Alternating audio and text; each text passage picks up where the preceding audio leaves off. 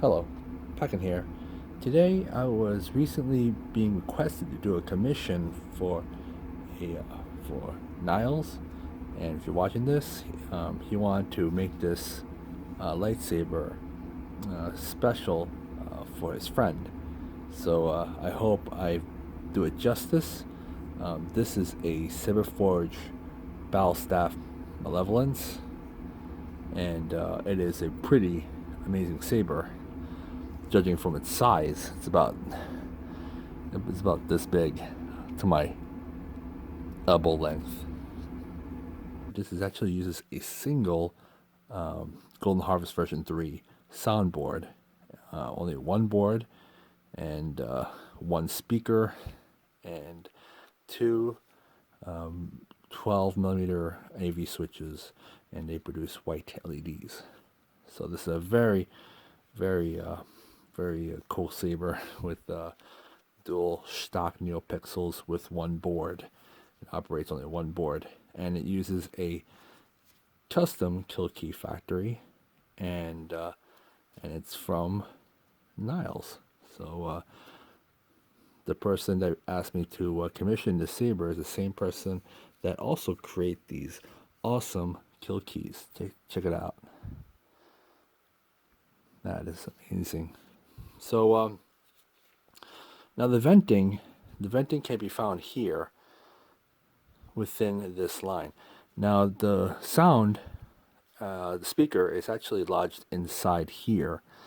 It is a 22 millimeter 3-watt full ohm speaker. It's a VECO speaker you get from the Custom Saber Shop, TCSS. This is aligned perfectly where the center of the groove area meets at the center of the grooved area, and retention screw can be found at the opposite side of the staff. So everything is consistent, and it uses these clocking washers or timing shims from Saberforge to make it nice and perfectly aligned. Now, the chassis that was on this lightsaber is from Shane Moore from Sith Lord's Sabers, and the chassis, it takes a lot of work. It really took me 4 times to do the install due to the limitations of the space of the chassis. The soundboard is actually in here, and the recharge port is in here, which means that because the recharge port has a thread, and it takes up about this much of the room, and the way that the board is seated, it runs into a very tight wiring issue where it actually bunches up and gets crowded in the chassis. And not only that, you also have to account for the stock neopixel LED connector being at the same area where the board, the recharge port, and the pixel on this area. So there is a severe limitation of the space that I would like to see it a little bit more open in the future. But I was able to cram everything in this area. Took me a while. It wasn't easy, but I was able to get it done. So it's always a tricky thing to do. But nonetheless, it's still a well-made chassis. But I just wish there was a little more space from where the wires go from the board. Anyways, to access your SD card, you have to go to where the recharge port is, and you go to the opposite side of that, and you make sure you unscrew this. Then you just take out the blade, like so. So you just have to unscrew. Keep in mind that there are timing shims, so you just want to make sure you catch it at the bottom.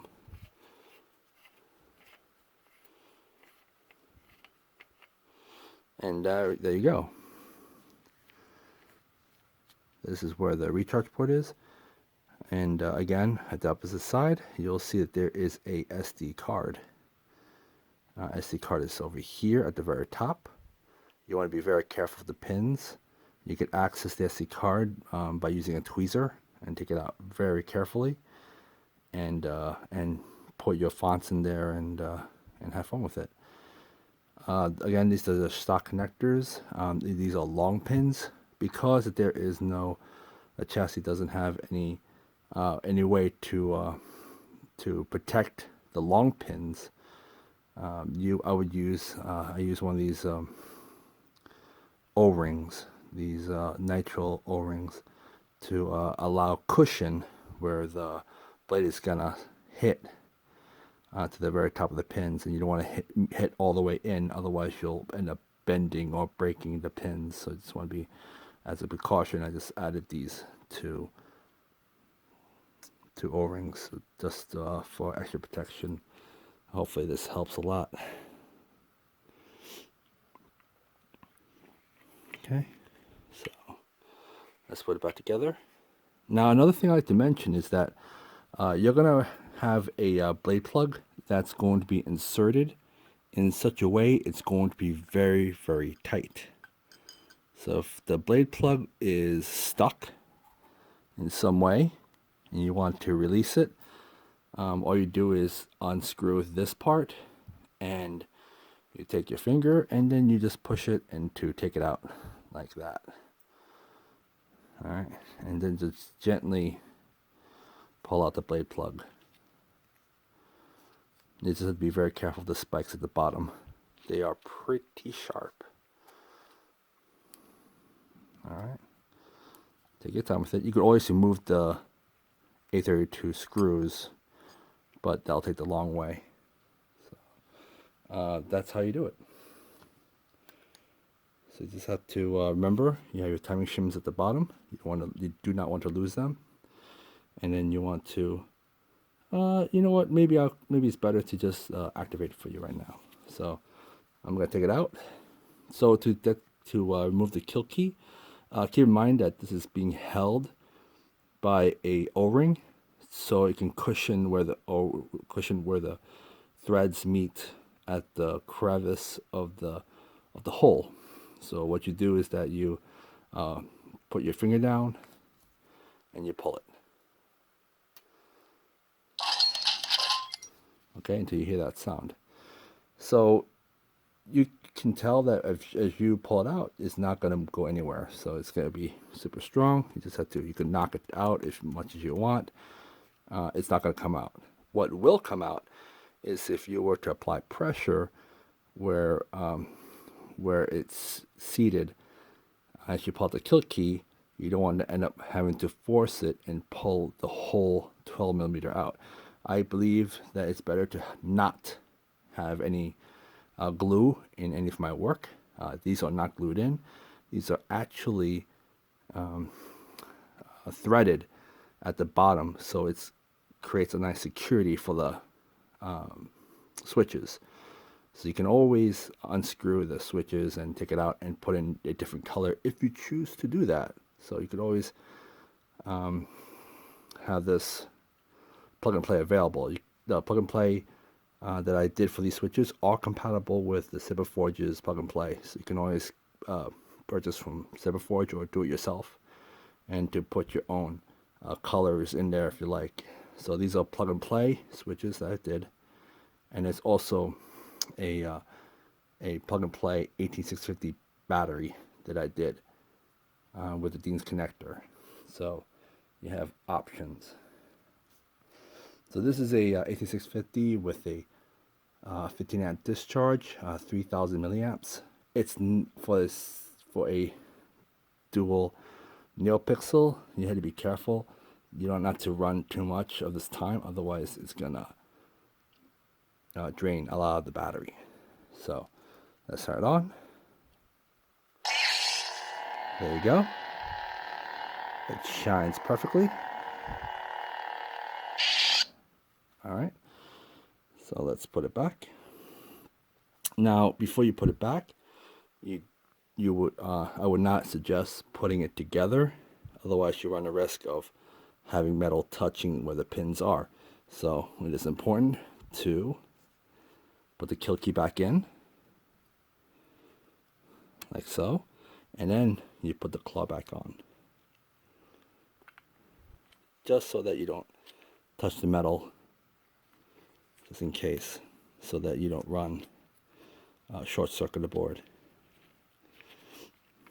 Okay, you want to do it when the kill key is on the saber.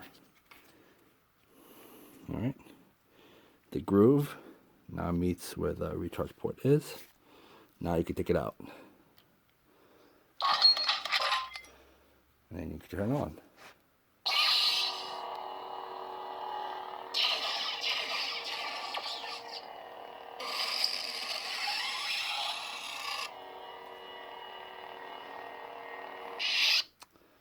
Now let's try it with 2 blades. So this is what makes it extra unique, is adding a secondary blade in there. Now before I do that, I'm going to show you that there's a battery test, a power meter reader. What you do is that you hold the power button and you thrust. So you hold the power button and thrust.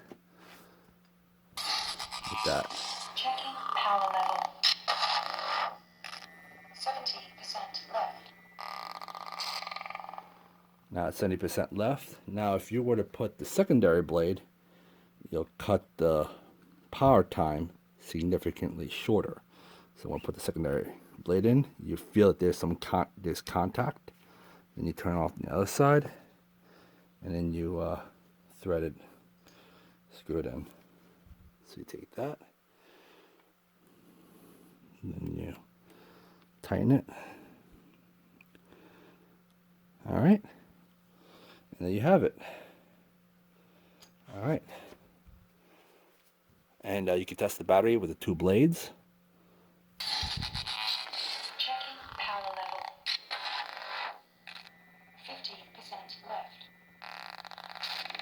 Notice that as you put the secondary blade, it's going to take up a lot of power. So I'm going to leave this in the ground so you can see the effect of the 2. And you turn it on.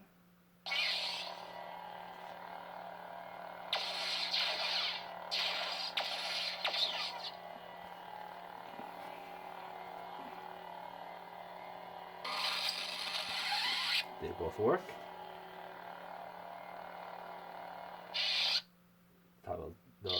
You could toggle this, the next font by going up to go to the next one, going down to go to the previous, just by pressing the auxiliary switch. So, I'll open the next one. All right, this is green, red. Next one.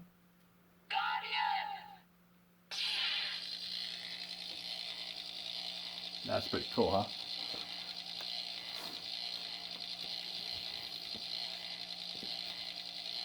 Different colors.